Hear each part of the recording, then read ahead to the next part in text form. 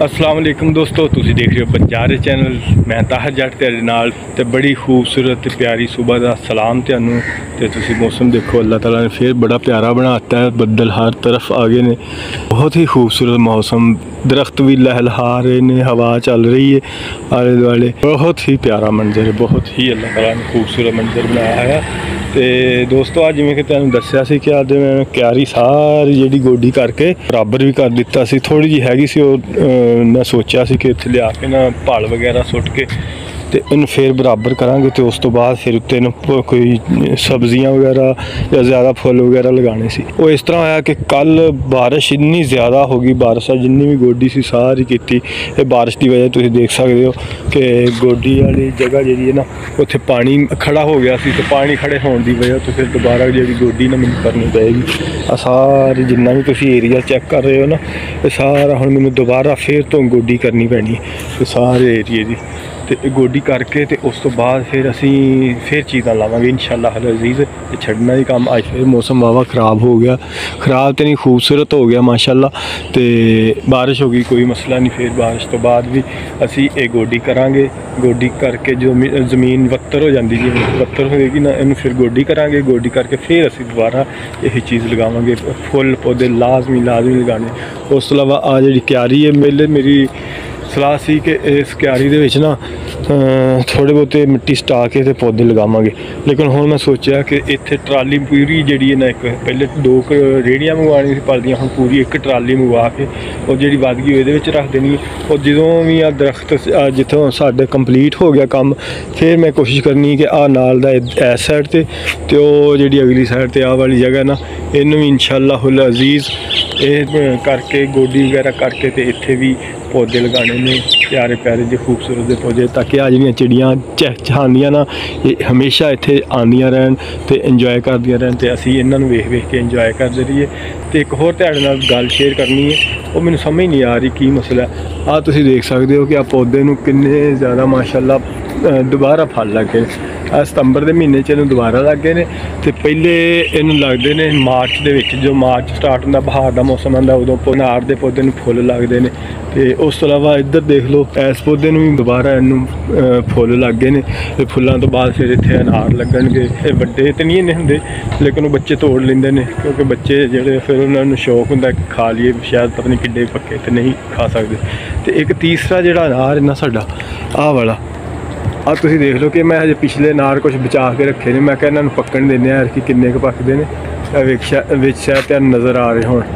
तो इन्हूं फुੱਲ एक भी नहीं लगा होया, हालांकि हर साल इन्हूं फुੱਲ लगदे ने। इस दफ़ा इन्हूं फुੱਲ नहीं लगे। ਉਹ ਤੁਸੀਂ देख लो आपोजिट दोवें ਇੱਕੋ जगह तो ਇੱਕੋ दफ़ा ही ਇੱਕੋ टाइम ਤੇ लिया के लाए सी। ਤੇ ਆ ਵੀ मैं लिया के लाया सी। ਤੇ ਉਸ ਤੋਂ ਇਲਾਵਾ ਜਿਹੜਾ ਆ है ना, ये भी मैं ही लिया के लाया सी। लेकिन इस देख लो कि कोई एक फुੱਲ भी नहीं लगा होया। तो ਉਹ ਜਿਹੜਾ ਇਹਦੇ ਨਾਲ ਦਾ ਉਹਦੇ 'ਤੇ ਕਿੰਨੇ ਜ਼ਿਆਦਾ ਫੁੱਲ ਲੱਗੇ ਹੋਏ ਨੇ। ਉਹਨੂੰ ਫੁੱਲ ਤੇ ਲੱਗ ਜਾਂਦੇ ਨੇ, ਲੇਕਿਨ ਉਹਨੂੰ ਫਲ ਨਹੀਂ ਲੱਗਦਾ। ਤੇ ਇਹਨੂੰ ਮਾਰਚ ਦੇ ਵਿੱਚ ਜਿਹੜੇ ਫੁੱਲ ਲੱਗੇ ਸੀ ਉਹਨਾਂ ਦਾ ਉਹ ਤੁਸੀਂ ਦੇਖ ਸਕਦੇ ਹੋ, ਉੱਤੇ ਤੁਹਾਨੂੰ अनार नज़र आने, काफ़ी सारे फल लगता है इनू। तो लेकिन वो बच्चे तोड़ लेंदे ने, कुछ बचे हुए ने इधर ने 2-4 घर के अंदरली साइड से लगे हुए हैं। इन्हों की मैनूं समझ नहीं आती कि मसला की है। तो उस तो इलावा एक साडी बेल है, बड़े शौक नाल लिया के लाई सी कि ताकि आ दीवार ते चढ़ जाएगी। मैं अक्सर वेख्या कि लोगों दी नीलां इस तरह दी होंदियां ना, वो तकरीबन 6 महीने साल दे विच काफ़ी ग्रोथ करके ते दीवारां ते या दरख्तां ते चढ़ जांदियां। लेकिन साडे नाल थोड़ा जिहा आपोजिट हो रहा, ये गलदी नहीं पई। तकरीबन 1 साल तो उत्ते हो गया इस तरह ही पई हुई है, ना ये वधदी है, ना फुੱਲਦੀ, ना सुखदी। तो ਇਹਦਾ कोई हल होए तो ਇਹਦਾ लाजमी तुसीं हल दसना। उस तो इलावा उत्थे लग जाएंगे साडे फुੱਲਾਂ वाले पौधे। इत्थे फुੱਲਾਂ वाले पौधे ही ज़्यादा लगाने ने, ते नाल सब्जी इन्नी होनी नहीं, ना सानू मुੱਲ लै लिया करनी है। तो वो एक शौक ही है कि सब्जी हो जाए, लेकिन ज़्यादातर ऐसे फुੱਲ लगाने जिथे तितलियां वगैरह चिड़ियां वगैरह आन। तो चिड़ियां ते तितलियां किहड़ी चीज़ ते आंदियां, किहड़े फुੱਲ ते आंदियां, ये तुसीं लाजमी दसना, कमेंट्स दे विच लाजमी दसना, ताकि असीं ओहो ही फुੱਲ लगाइए जिहड़े कि कमेंट्स दे विच तुसीं दसोगे। ठीक है।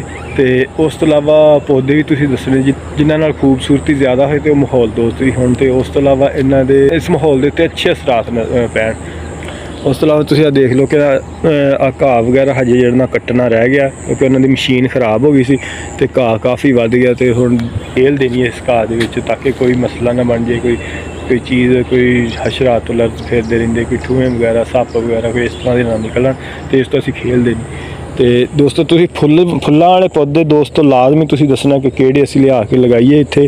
तो गुलाब दी मैनूं शौक सी गुलाब दे फुल्लां दा, लेकिन गुलाब दा मसला ये है कि जो असीं इत्थे खेलदे आ ना फुटबाल, असीं 2-2 हज़ार 3-3 हज़ार दा फुटबाल लिया के इस पार्क दे विच खेली लै, तो फिर जो गुलाब दे कंडा लग जांदा ना गुलाब दा, या आ जिहड़े हन आ कोनों दे पौधे लगे हुए इन्हां दे तुसीं देख लो कटाई तो बाद तेज़ हो जांदियां ना चुंझां जियां, ये चुंझां दे विच वजदा ना जो फुटबाल स्पीड दे नाल, ते फुटबाल दी हवा निकल जाती है, ब्लैडर फट जाता अंदरों। एक छोटी जी खजूर लगी हुई है, ये खजूर के पत्ते भी इन्ने नकेले शाखा ने ना, पत्ते ने ना नकेले, इन्हां दे विच भी अक्सर साडा फुटबाल लग के जो स्पीड नाल लगदा ते नकेले पत्ते विच खुब जांदे ने, ते ओह भी फट जांदा फुटबाल। तो दोस्तों तुसीं दसना कि फुल ऐसे होने जिहड़े खूबसूरत भी लगन, माहौल दोस्त भी होण, जो असीं खेलदे होइए ना तो उदों कोई प्रॉब्लम ना आए सानूं खेलदियां कोई इस तरह के तुसीं कमेंट्स दे विच लाजमी दसने ने। तो कोशिश करो कि लोकेशन भी दस दिओ कि किहड़ी जगह तो मिलदे ने। मैं इस टाइम फैसलाबाद हैगा, फैसलाबाद का कोई भी एरिया तुसीं दसो कि मैं उत्थे विजिट करांगा इंशाअल्लाह, तो उत्थों फुल लियाण दी कोशिश करांगा।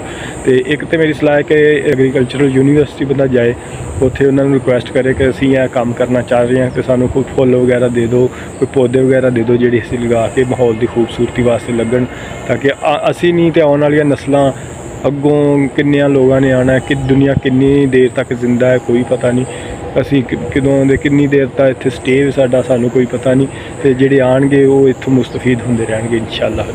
प्यारी तो मैं दिखा दा फिर बड़ी प्यारी जी बनाई सी, तो बारिश की वजह तो सारी फिर साड़ी गोडी जिहड़ी है ना वो दोबारा करनी पै रही, तो कोई मसला नहीं। मेरे ख्याल दे विच बारिश जिहड़ी है अच्छी चीज़ है, तो बारिश की वजह तो ये होर नरम हो जाएगी। दोबारा गोडी असीं हुण जिहड़ी करनी है ना गोडी, वो बड़ी आसानी दे नाल हो जानी, और एड्डी मुश्किल नहीं होनी कि मुश्किल होए गोडी करन दे विच।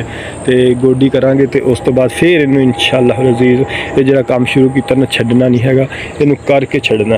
तो आ पौधे तुसीं देख लो जिहड़े छड्डियां सी ना निम्मा 1 2 3 4 5 ਉਹ 6 ਤੇ ਇੱਕ ਆ ਨਿੰਮ ਆ ਵੀ ਨਹੀਂ ਮੈਂ ਪੁੱਟੀ, मेरा दिल नहीं करता पुट्टन ते, लेकिन इत्थे दी ज़रूरत नहीं हैगी, लेकिन मैं कहना कि यार लगी थोड़ी जी वधेगी ना फिर इन्हूं बंदा किते अगे पिछे लै जांदा, तो फिर इंशाअल्लाह अज़ीज़ असी ये निम्मा भी तो पौधे भी तो इस माहौल को बड़ा खूबसूरत बनाना है। जिहड़ियां चिड़ियां परिंदे तितलियां कव्वे तक भी मैनूं बड़े पसंद ने यार, आंदे रहन खांदे रहन, असी खुश रहिए तो भी खुश रहन। फिर नाल दोस्तों इजाज़त दो, नैक्सट वीडियो फिर इंशाअल्लाह तुहानूं मज़ीद कोई अपडेट देवांगे, जिवें जिवें इनू असीं बेहतर कीता, बगीचा बनावांगे, बगीचे नूं बेहतर कीता तो तुहाडे नाल शेयर करदे रहांगे इंशाअल्लाह अज़ीज़। ओके, अपना अपने दोस्तां बेलियां दा ते बहुत सारा ख्याल रखना, तो उन्हां दा ख्याल रखना जिहड़े तुहाडा बहुत सारा ख्याल रखदे ने। इस नाल इजाज़त दिओ, अल्लाह हाफिज़।